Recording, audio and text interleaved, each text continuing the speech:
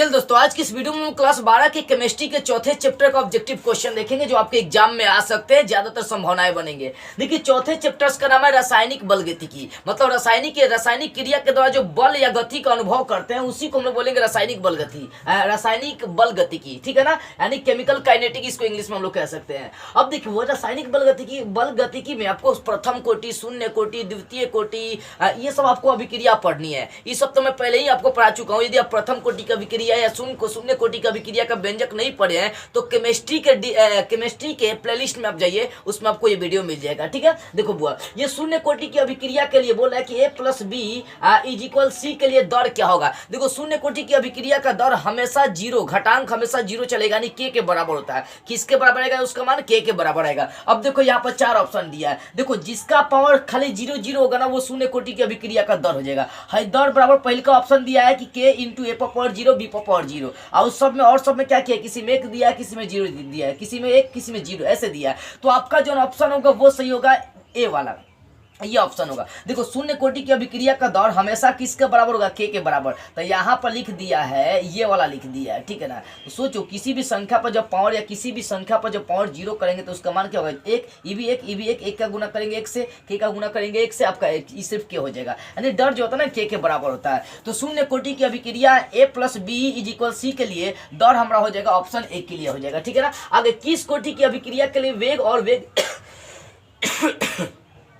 किस कोटि की अभिक्रिया के लिए वेग और वेग स्थिरांक समान होता है? देखो, शून्य कोटि की अभिक्रिया एक ऐसी अभिक्रिया होती है जिसके लिए वेग या वेग स्थिरांक की इकाई क्या होता है? हमेशा समान होता है। यानी वेग का इकाई बोलिए चाहे वेग स्थिरांक की इकाई बोलिए, हमेशा समान होता है। किसके लिए? शून्य कोटि की अभिक्रिया के लिए। याद रखिएगा इस चीज को, किस कोटि की अभिक्रिया के लिए वेग और वेग स्थिरांक समान होता है, वेग स्थिरांक की इकाई समान होता है, वो होता है शून्य कोटि की अभिक्रिया के लिए। तो ऑप्शन टच कर लेंगे हम लोग ए। देखो, क्वेश्चन नंबर 3 है कि अभिकारक अणुओं को उत्पाद में परिवर्तित करने के लिए आवश्यक न्यूनतम ऊर्जा चाहिए। देखो, अणुओं को, अभिकारक अणुओं को तोड़कर प्रतिफल में चेंज करने वाला जो ऊर्जा होता है ना, उसको संक्रियन ऊर्जा कहते हैं। कौन सा ऊर्जा कहते हैं? संक्रियन ऊर्जा कहते हैं। संक्रियन ऊर्जा का मेन काम होता है बाबू, देखो, संक्रियन ऊर्जा का मेन काम होता है वो अभिकारक अणु को तोड़कर प्रतिफल के रूप में कन्वर्ट करना। वही क्वेश्चन कर रहा है कि अभिकारक अणुओं को उत्पाद में परिवर्तित करने के लिए जो हमें ऊर्जा की आवश्यकता पड़ती है, उस ऊर्जा का नाम क्या? गतिज ऊर्जा, स्थितिज ऊर्जा, संक्रियन ऊर्जा, या दोनों। तो हम ऑप्शन टच करेंगे संक्रियन ऊर्जा पर। ये मतलब देखो, अभिकारक के अणुओं को तोड़कर प्रतिफल में चेंज करने के लिए जो ऊर्जा का उपयोग होता है उसी ऊर्जा को हम लोग संक्रियन ऊर्जा कहते हैं।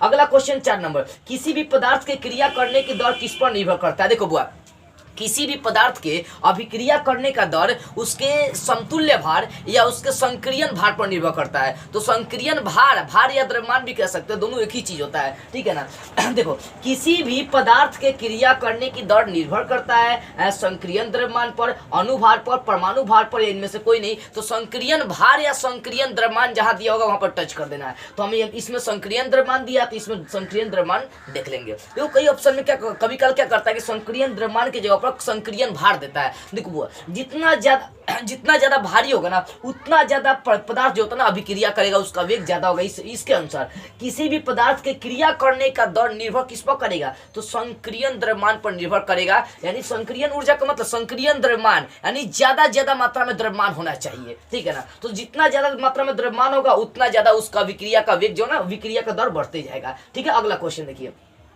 बोले कि अभिक्रिया इतना के लिए प्रथम अभिक्रिया की कोटि निकालना है। अब बाबू देखो, अभिक्रिया की कोटि क्या होती है, इसके लिए मैं आपको एग्जांपल से समझा रहा हूँ।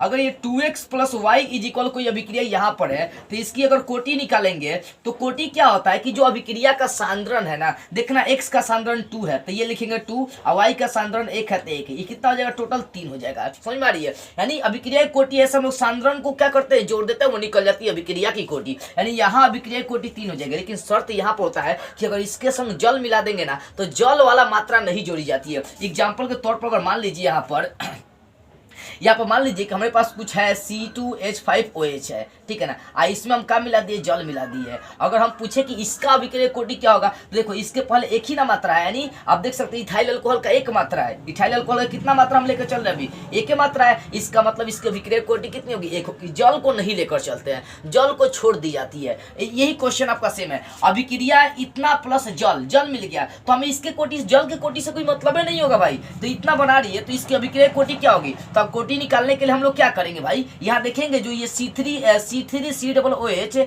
और C2H5, यानी इसको बोल सकते हैं एसीटेट इथाइल भी कह सकते हैं, यानी CH3COOH इसका जल के संग अभिक्रिया करा दिया गया। तो जल के कोटि से कोई मतलब है हमें नहीं है, हमारा कोटि जो होगा खाली इसका देखना है कि इसका सांद्रण कौग है, यानी ये वाला मात्रा इसके पहले देखना अंक कौग एक है, तो इसका कोटि कितना हो जाएगा, एक हो जाएगा। यह चीज देखी जाती है। जैसे देखो यहाँ पर x का सांद्रण देखे थे 2, y का सांद्रण देखे थे 1। अगर आप जल को लेकर चलेंगे तो इसका सांद्रण 1 का जल का सांद्रण 1 2 हो जाएगा, लेकिन जल के सांद्रण नहीं जोड़ी जाती है। अभिक्रिया की कोटि निकालने के लिए शर्त ये होता है कि अगर जल की मात्रा है तो जल की मात्रा को नहीं जोड़नी चाहिए, उसकी कोटि निकालने में नहीं ऐड करनी चाहिए। और दूसरी बात है, अगर प्रवस्था सेम है, प्रवस्था का मतलब क्या हो गया कि अगर मान लो ये भी गैस, तो वहां पर अभिक्रिया की कोटि हमेशा 0 होती है। सेम प्रवस्था में जो होता है ना, अभिक्रिया की कोटि 0 होती है, याद रखिएगा। तो यहाँ पर सिर्फ हमें इससे मतलब है, तो इसका सांद्रण 1 है, तो अभिक्रिया की कोटि कितनी हो जाएगी, 1 हो जाएगी। अगला क्वेश्चन देखिए 6 नंबर क्वेश्चन, जल में H2 क्या है, तो गैस है, क्लोरीन को मिला दिया गया, गैस है, और सूर्य प्रकाश की उपस्थिति में मिलाया गया। देखिए अभिकारक जो है ना, ये गैस है, मतलब प्रवस्था इसकी सेम है, इसकी अवस्था सेम है। इसका मतलब आंख मूंद कर मारेंगे ऑप्शन 0 पर। क्यों? क्योंकि जिसकी प्रवस्था शून्य होती है उसकी कोटि शून्य नहीं, जिसकी प्रवस्था सेम होती है, यानी सेम अवस्था में, तो ठोस द्रव यानी तो गैस में, तो उस समय अभिक्रिया कोटि क्या होती है, 0 होती है। देख सकते हैं अभिकारक यहाँ पर सेम अवस्था में, इसका मतलब अभिक्रिया कोटि यहाँ पर क्या होगी, 0 हो जाएगी। ऑप्शन डी क्लियर होगा। देखो 7वां क्वेश्चन है, प्रथम कोटि की अभिक्रिया के लिए T1/2 का मान। बाबू देखो ये बहुत इंपॉर्टेंट क्वेश्चन है, ये तो एकदम बीए में आपके एग्जाम में कई बार पूछ रहा है। प्रथम कोटि की अभिक्रिया के लिए T1/2 का मान होता है 0.693 बटा क्या होता है, यही होता है। क्या होता है, यही होता है। देख सकते हैं प्रथम कोटि की अभिक्रिया के लिए T1/2 का मान क्या होता है, मतलब अर्ध आयुकाल का मान क्या होता है, तो 0.693 बटा के, यानी ऑप्शन बी क्लियर आपका हो जाएगा। तो ऑप्शन बी इसका आंसर क्लियर हो जाएगा, दिमाग में बैठा लीजिएगा।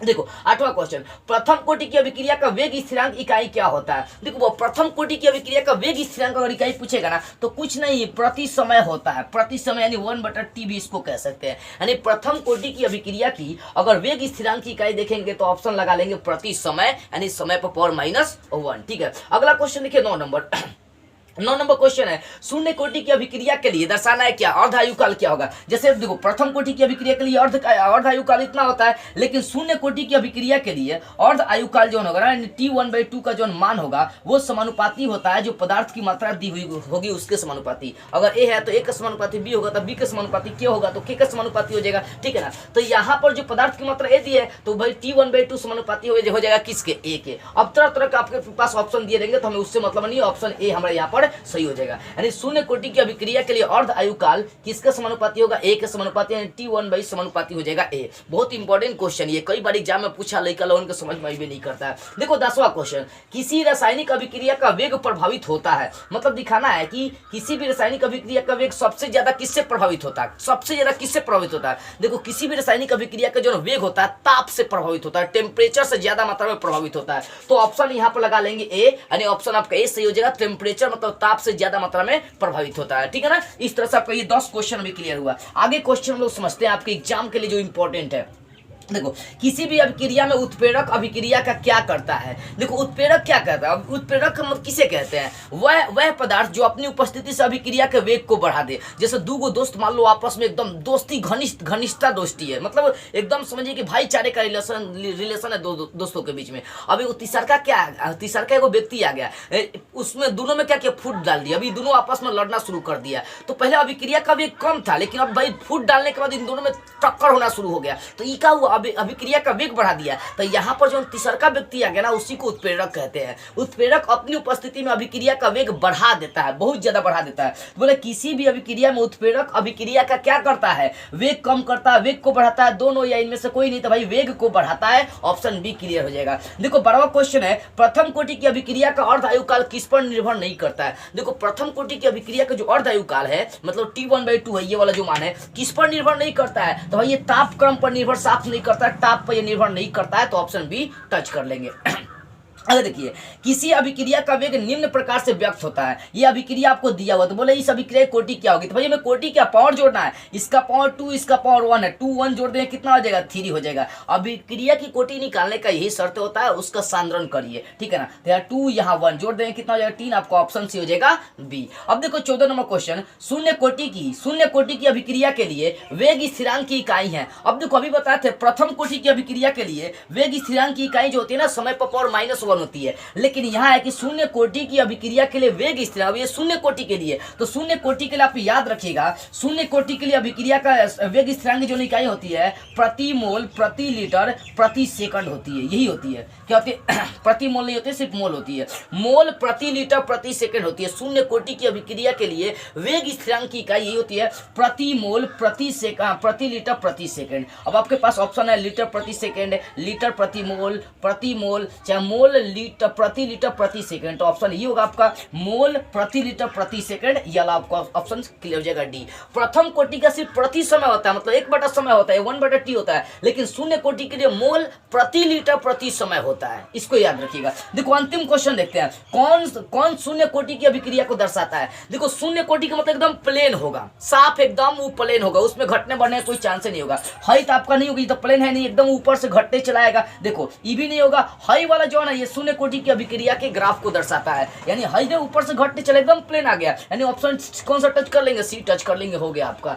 तो इस तरह से ये क्वेश्चन बहुत ग्राफ वाला इंपॉर्टेंट है, कई बार एग्जाम में पूछा भी है, ठीक है ना बाबू। देखो तो ये जो चौथा चैप्टर केमिस्ट्री का, इसका सारा इंपॉर्टेंट ऑब्जेक्टिव क्वेश्चन क्लियर हो गया। यदि आप स्क्रीनशॉट लेना चाहते हैं तो चलिए ले लीजिए स्क्रीनशॉट इसका। तो चलिए बस आज की इस वीडियो में इतना ही, अगले वीडियो में हम लोग इसके अगले वाले चैप्टर का ऑब्जेक्टिव क्वेश्चन स्टार्ट करते हुए फिर मिलेंगे।